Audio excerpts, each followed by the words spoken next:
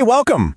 Have you ever been totally stuck on a bug? You know the kind that it shows up, disappears, and there's just no obvious cause?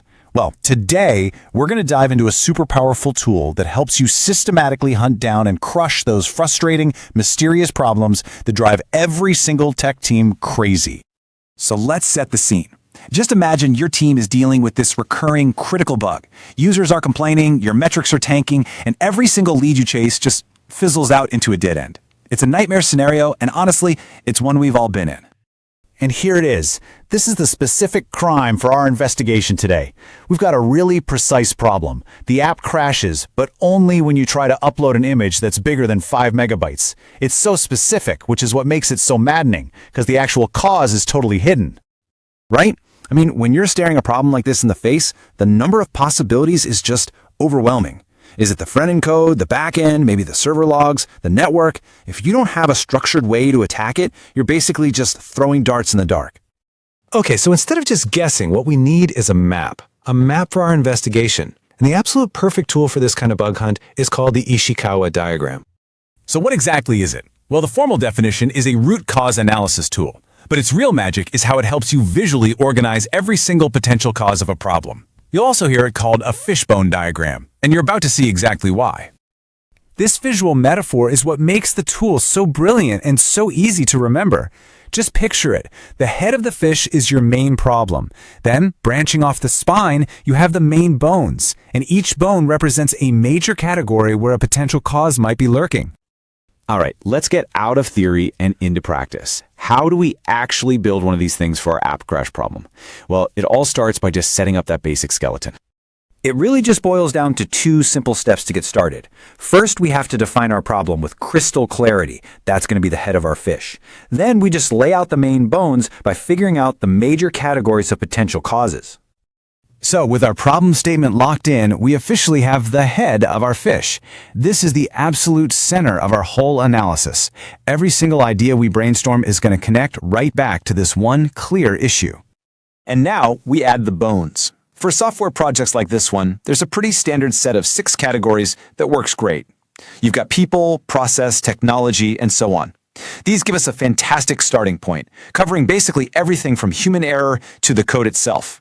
Each bone is a new direction for our investigation. And now for the really important part, the brainstorming. This is where the team huddles up and just starts throwing ideas onto the skeleton.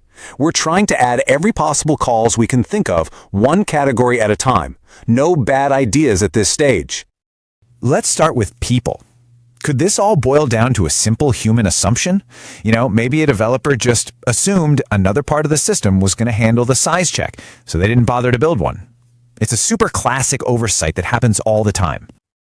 Okay, next up, process. Is there a hole in our actual workflow? For instance, what if our quality assurance team simply doesn't have a test case for large file uploads on their checklist? It's simple. If you don't test for it, you're never going to find it before it gets to your users. Now we get to the most obvious suspect, technology. This is where we look for the hard evidence. Let's say we dig into the server logs and boom, we see out-of-memory errors popping up every single time a large file gets uploaded. That's a massive clue pointing right at a server resource issue. How about our tools? Sometimes the root cause isn't a mistake someone made, but just not having the right equipment for the job. If the team never had a way to automatically stress test big uploads, they were basically flying blind from the start. Ah, the classic, well, it works on my machine problem.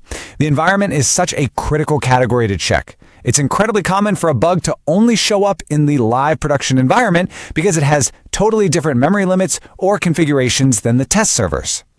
And last but not least, let's look at materials, which for us really means the data itself. Maybe the problem isn't the file size in megabytes, but its actual properties.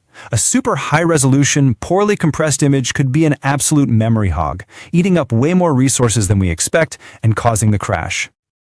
Okay, so after a big brainstorming session, our fishbone diagram is probably jam-packed with possibilities. But here's the thing, not all causes are created equal. The next crucial step is to analyze everything we've put down and zero in on the most likely culprits.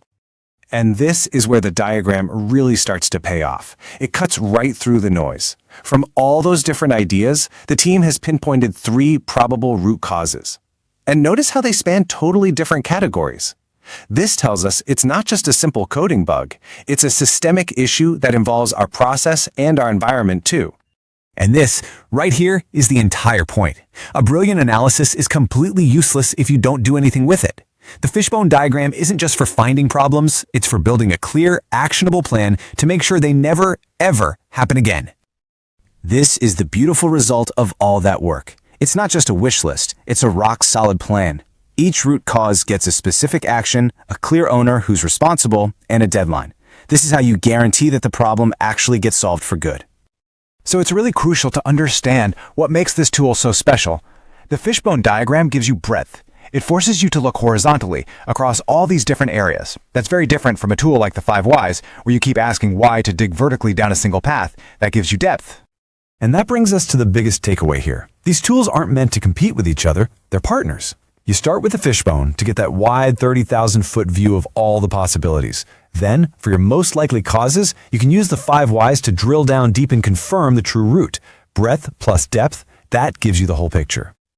So the next time you're facing a seemingly impossible bug or some mysterious system failure, don't just start guessing. Pull out this tool, build the skeleton, gather your clues, and turn that investigation into real action.